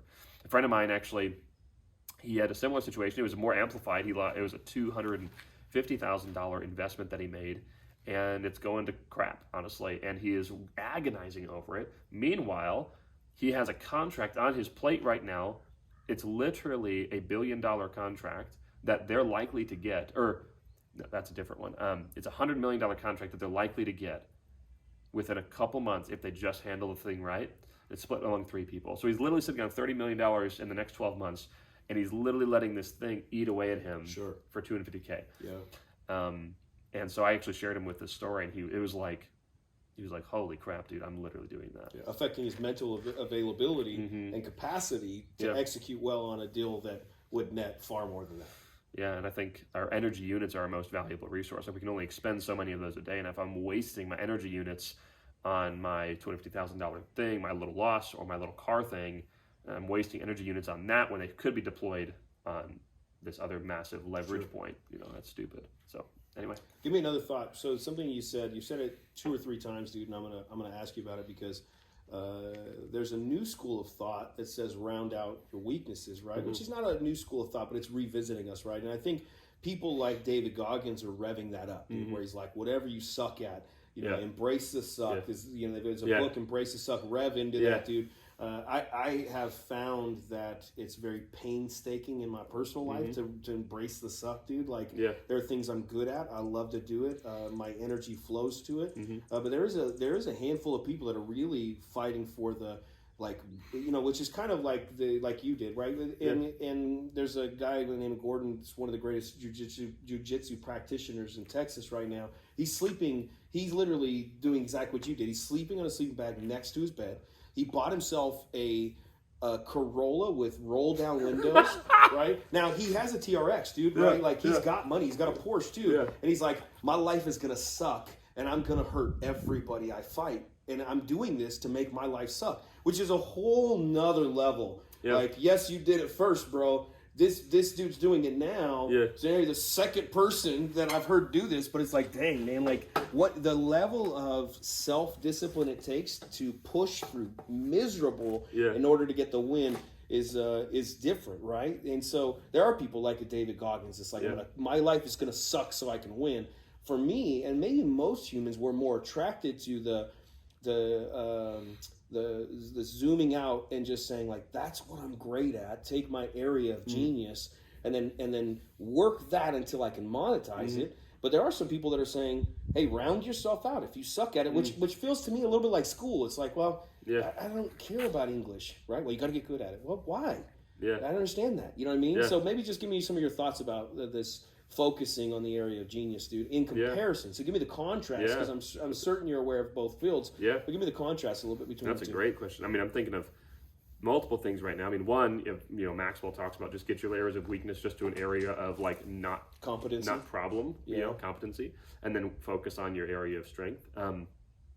But like, yeah, I've pretty strong opinions on this. Like, I feel like I did the purposeful suck for a while, and it didn't net what I wanted. And so, like, my opinion is life is hard enough. Like 75 hard, I think is dumb. I know. Like, I just think it's stupid. Yeah, you're also lean, bro. 75 hard for some of us is needed. Yes, of course, yes. I think it is. Yes. I'm a multi-billionaire, but I think you should definitely drive the Corolla. Yes, of course. That's so funny. Well, now, the guy that I'm actually taking that exact thing from, he's a friend of mine named John, and he's an ex-NFL player, jacked out of his mind. Probably he just works super hard for the body he has and the business he has, and he kind of talks about this concept too. And like, I don't necessarily, I think life is hard enough as it is. Like entrepreneurship, if you're in business, it's hard, right? Mm-hmm. It's just freaking hard. You get kicked in the face all the time. And I'm not looking for more ways to get kicked in the face. Mm-hmm. Like I wake up on some mornings and there's a lawsuit. It's like awesome. I go like fantastic. I literally, I'm not saying last month, but like last month I literally lost, 40 grand. Oh, there's a car, right? But like I lost 40 grand in the business, or I lost 40 grand last week, or whatever the thing is. And I just got a lawsuit the same day. Like, that sucks enough. Yeah. Like, I'm not looking to go drive. I mean, I don't know who this Gordon guy is, but, it's cool. He can do his own thing. But, like, for me, I'm not looking to go buy the Corolla. Mm-hmm. Like, for all we know, like, it says what? Like, life is but a vapor, right? And that's obviously fresh at home. But, like, our stuff and all these things, these are all, they're vapors, right? It could just disappear tomorrow. And I feel like, I'm not trying to like look for ways to make my life blow. And secondly is like, I think if I like what Maxwell says about just taking the areas of extreme weakness and just polishing them to the point of basic level competence. And I think about, honestly, some of my areas of weakness are actually, God flipped them into strengths. Like, for instance, you actually brought up English and grammar. I suck. My mom's an English tutor. She used to be an English tutor. She's literally a grammar psycho. And she knows where every comma is supposed to be, when the I is supposed to be before the E, all this stuff. And I write, one of my like areas of genius is writing sales letters. So writing scripts that sell. And when you write a script that sells, you have to write the way people talk. You can't write the way the grammar is. So like when you read my sales letters, like a grammar teacher loses their mind. Yep. But it sells and makes money. So literally my like weakness of grammar turned into an area of strength. So I think God can twist those. Now I think that same thing, if your area of weakness is like abusing drugs, like you always have to polish that down. Sure. Or if you have a sailor's mouth and you're trying to, be a pastor, you got to polish that weakness off. So I think I'm not trying to say you don't need to polish or refine or round out some of those hard edges, because I think that can be an excuse for people with harsh personalities to not become more well-rounded, to mesh with other personalities and actually be good humans. So I'm not trying to say that's not a thing. But like in terms of like actual giftings and things like that, I think we're going to get, just the 80-20 of the 80-20 of the 80-20, it's 99-1. So typically like 1% of our effort produces 99% of our results, so, and that means 99% of our potential effort is producing 1. So I would much rather, as it was Abraham Lincoln, sharpen the axe for 4 hours and spend 1 hour cutting down the tree. So. Yeah, so for me, I would agree. So I think in a similar way, like, I failed my whole way through school. I get out of school, start working in an elevator trade. So I'm working as an elevator mechanic early on, and then decide I want to go do classes that will help me. So I start specializing immediately, because there's only things I need to a certain level in order to be better than everybody else, right? In order to do my job at the highest proficiency. And then along that way, I get saved, right? And then I start really diving into the exegesis of the word, right? And for the people that don't understand what that means, it's really looking at the text and then going back to like an interlinear translation, which is, phrase by phrase, sometimes word by word in the original Greek or the original Hebrew text, and then discovering what that word meant in phrase and breaking down a simple scripture in many phrases to get a better understanding of what it meant, right? And so I start really studying the word. My wife and I go on to pastor as youth and young adult pastors, and I'm really diving into the Word. Now, earlier we talked about, I was contending with people that had doctorates because I was diving in deep, right? My brain is really digesting, right? So I'm like, well, let's get knee deep into this thing. And so I'm really enjoying this process. So what that did is that part of digging deep into the Word gave me a real deep understanding. Now, from the time I was a kid, I say understanding of language. And from the time I was a kid, my brain has always worked fast enough that I would hear the phrase before it left my head. So I could save myself from saying something stupid because it happened in my head first. It doesn't happen that way now. Now I've slowed down. I don't move as fast. Now I say stuff, it's like, whoops. Well, no, now I'm very careful with the words that leave my mouth. Yeah. You'll seldom hear me say something that's like, oh God, why did I say that? Now, instead, the Holy Spirit will check me in the moment it's about to come out. So I haven't said it yet, but I feel That's that amazing. check, which is just like, Lord, I'll take give it some to of me. that. Please, You Lord. could use that. Dear Lord, Dear give Lord, it to him. dear Lord. But I'll feel that, and I'm just like, sometimes you'll be talking to me. You'll hear this. Now that I say this, you'll find this at some point. I'll say, it doesn't matter. It doesn't matter, whatever. I'll leave the conversation. I'll literally stop. If I feel the Holy Spirit be like, don't do that. I was on a call for work the other day with somebody, and I could feel the Holy Spirit say, don't do it. And I was like, it doesn't matter anyhow. And a lot of people don't catch it. They don't care. Yeah. They're like, most people aren't listening anyway, so they don't care when you don't finish your sentence because they're not really listening anyhow. For sure. But what it did was that all of that exegesis and the digging through the scripture, which is what I would encourage you guys to do, is that process of really digging in. What do these words really mean? What were they really saying in the beginning when they wrote the text? And who were they saying it to? As we're studying, is that fast forward later on, I have a Navy SEAL, Harvard MBA graduate working for me. And he was probably the most refined writer I've ever read of what he would write in email and contract. And he would bring it to me to proof. And he'd say, Dave, will you take a look at this before I send it off? And I would proof and say, don't say this, change this, add this. And there was nothing about me being better than him, but he had recognized I had a different skill set. I had acquired a different skill set that could communicate. He could say it, but I could communicate something different. And I have the exact same talent you do. So I'm able to write out scripts of things to say the way I will say it. I could read it word for word and you couldn't tell because I write the way the greatest criticism from our first pastor was, Dave, you write like you speak, right? And for me, I was like, oh shoot, I've got to change that, right? I can't write like I speak. People, if I write something now, you could kind of tell it was me. In the beginning, you knew it was me. Yeah. Like I used phrases, you know what I mean? But now, after a decade of polish like that, there is this new skill set. Like when my daughters are going to do a speech or they're going to present something, I can teach anybody. I will tell them, don't write it like that. You write it like you're going to say it. Change that phrase. You could read it, presenting to anybody. Read exactly what you've prepared, and it will sound natural because that's the way I write. So I can now I can default back to write the same as you, and nobody would even know. So the script is you could read it, and it sounds like you're just talking to a human because we have that unique skill set. And some of that is the failing and the way that the construct works, and then we take what we've learned, which is language, our ability to communicate and connect through thought, communicate it out intentionally. And now we've learned to craft that so that the message and the storytelling is always leading our life. So I have a very similar story. That's so cool. What's your thoughts though on the polishing weaknesses, or excuse me, the sucking part, like embracing the suck? Like should you intentionally, like right now, you get this beautiful truck right there. Like tonight, do you think you'll drive, or tomorrow on Monday, will you go to the Toyota dealer and go buy the Corolla? Like, will you? That's not me either. I think I'm past that stage of my life where I value those that do that, and part of that is there's a warrior spirit inside of you, same warrior spirit inside of him, which is I'll do whatever it takes. Is really what you're saying to yourself is I'll do whatever it takes to see this come to pass, and then you're taking that thought and turning it into an action.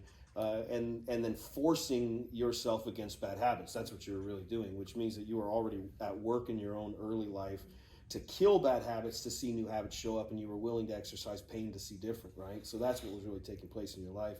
For me, I agree. Focus on the things you're excellent at, dude. I find people that cover my weaknesses now. Candidly, dude, I don't even study things I don't care about. Like even things I care about, if I don't have space for it, I'm not going to study it. Right? Like I just don't have time for it. I want to focus on the thing that brings a better life, that helps me to compound interest in the areas that I'm focusing on, dude. Not to say that I'm excellent at it, dude. I think we all still have growth ahead of us, dude. But my space is definitely focused on the thing that is your gifting and your strength. So that's cool. That's cool. So listen, if you guys enjoyed the podcast, leave us a little note. It'll be fun. We're going to be doing a couple of these. I think we have a lot to talk about and engage, and I think there's a lot of really cool things that we can share that will help others. That free content that helps the thought life of other people, that maybe some of the things we said unlocked thoughts inside of you that help you to realize maybe you're not that different. Maybe actually instead of being broken, you're actually genius. Maybe others had told you something was wrong and you're hearing like, oh my God, these are guys that are doing it and there's something right, but they sound just like me. So maybe we've inspired that thought in you. And maybe if you're not like us and you are one of those, as we talked about earlier, maybe you're like, hey, I don't like the risk. I love the employee game. Like there's ways to compound your life, to turn it into the life that you dream of. I think there's a path for everybody. Don't feel disenfranchised by watching this channel either. Yeah, like totally. there's going to be many things you could learn to live your life to its greatest, the way that you dream of and designed it. And maybe we could even add value and challenge you to that. Maybe there are things that you had given up on, or things that maybe you settled for less, that one of our lives could challenge you for. But why don't you just give us a quick prayer out for those that are listening? Anybody that decides to stop and listen, maybe you could just bless them. Dude, absolutely. God, we thank you so much for this time. We thank you for David. We thank you for his W today. And even though I'm sad about it. But God, we thank you. Lord, we just bless every single listener here, everyone under the sound of my voice, whether it's in 2 days from now or 5 years from now, and you're just scrolling back through episodes. God, we just pray that you bless them, that you meet them in their car, meet them in their office, meet them in their house right now. As it's playing over their speakers, playing over the phone, we just pray that you meet them. God, we pray that you unlock them and their mind and their spirit. We thank you for depositing gifts in every single person. God, we know that we prepare the horse for battle, but the battle ultimately, the victory belongs to you. And so, God, we lift up the victory in every man's life here to you. And we thank you for that. We also pray for the courage to prepare the horse for battle. God, we know that you've readied our hands for war, and we thank you. We pray for wisdom, pray for encouragement, and God, we just pray for peace as we know that we all walk through difficult things. I feel like there's people that are listening to this that are walking through difficult things that you wouldn't think that you'd have walked through. And here you are, though. But we just pray for you. We just pray that you are at peace. We pray that you are whole. And we pray that God meets you exactly where you're at, and that he shines the next step. He doesn't always give us the full path. He gives us one step at a time. We just pray for courage to take the next step, the courage to get back up one more time, because the champions are ultimately the ones that keep getting up. So we just pray for the power to get up in Jesus' name. Amen.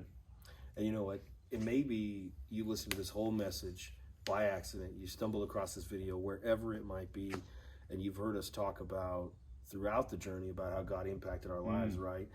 And maybe you're saying, I don't know that God. Well, that God is Jesus, the God, the Father, Yahweh in heaven, who has come to impact both of our lives and really soften our hearts, make us the men that we are, the men that we're being, the fathers that we are, which from who we were to who we are is both such a beautiful story. And maybe you're wondering, like I want to know this God. It's so simple. It's so simple. Knowing that God, Jesus came 2,000 years ago and he died on the cross for your sins. And you can pick up a Bible and begin to read this story in John in the Bible. But simply Jesus, being the Son of God, comes in fully in flesh, right? And becomes man, and then pays the ultimate sacrifice, because the Bible says that something had to die. There had to be blood shed to pay for sins, which was basically the sin is you falling short from God's glory, what God had called us to do. We've messed up, and maybe you know what I'm talking about. Maybe in your heart you're like, man, I've messed up. I'm walking a tough journey. I'm making a lot of mistakes. God came and paid the price, the ultimate sacrifice, that all you have to do is just believe, right, that God came, he sent his son to die on the cross for you, and that when you believe in Jesus, that he is the Son of God, and that he rose for your sins, that you would be forgiven of those sins. And then that's just the gateway in the entry of saying, Jesus, I believe that you are the Son of God, that you paid that ultimate sacrifice, and I don't have to. That here I am carrying the weight of shame and sin, and I don't want to do it anymore. Will you take this from me? And he's so faithful. He'll take it from you like he took it from us. And then that's just the beginning. That's just the invite that says, to this relationship. It's not just like a clean the slate. It's not like going to the courthouse and then the judge says you're free, right? It's basically from that point, you're free, but then also you walk out with a new family. That you become part of the family of God, and then God adopts you as a son. The Bible says, as he calls us, that we call him Abba Father, that we say, Father in heaven, like we become adopted as his sons and his daughters, and then we become a part of the family of God, where we stay close, and God becomes our teacher, he becomes our friend, he becomes our counselor, he becomes our Lord. And then maybe that Lord part is a little bit big for you, but what he becomes is he becomes the one that he's done so good with our lives as we submitted, that he gave us better. That everything that I could have put together, I messed up. And everything that he's done, he's expounded and made much, much better. And maybe when somebody's thinking, but you guys are holding drinks, you're having a couple cocktails. Well, listen, we're not trying to make this complicated. We're not here getting drunk. We've been sipping on a little bit, but don't get hung up on the small things, right? I just want you to focus on the fact that we're just average people just like you, and the Lord loves us like he loves you. And wherever you're at right now, if you just say, Jesus, would you just come into my life? Would you cleanse me of my sins? Would you wash over me and forgive me for my sins? And then pray the dangerous prayer that we prayed to say, Lord, if you have me, if you give me this new life and give me the opportunity to be welcome to the family, I'll serve you forever. And then just watch what he does from there. And if that was you, drop us a line, wherever it's at, however you found this. Because what's so wild about the family of God is that if you leave a little note, God's going to make sure somebody's connecting with you. Maybe it's not us. Maybe this goes down the line somewhere. But somebody's going to see that, and somebody's going to connect with you, right? Totally. And even if this is years and years later, I mean, sometimes these types of episodes, the intro episodes, you know, we have the podcast we started 5-6 years ago, and the very first episode is one of our most popular ones, but it didn't get traction until like episode 200. Wow. So even if you're watching this or listening to this and it's 200 episodes in, we're years and years later, still drop that line. We might see it, and even if we don't, someone else might. That's right. And that's what it's about. It's about God creating those connections for you and for that other person too. So love you guys. That's right.